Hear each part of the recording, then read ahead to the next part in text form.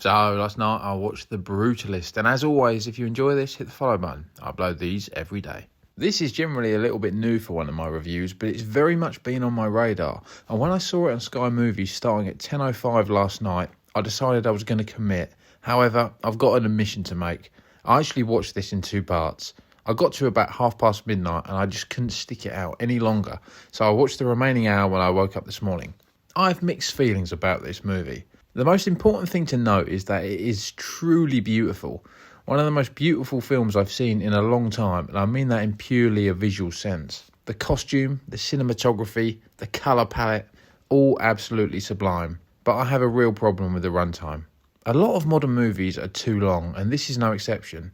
A 215-minute runtime for a fictional story about an architect is simply too much, and it's very clear this movie thinks an awful lot of itself. I love long runtime movies. Some of the greatest pictures we've ever seen have long runtimes. Schindler's List, Lawrence of Arabia, both 5-star movies. But these movies squeeze every ounce out of their runtime and feel shorter. This feels every bit of its 3.5 hours. The first half is a long way ahead of the second and is genuinely engaging.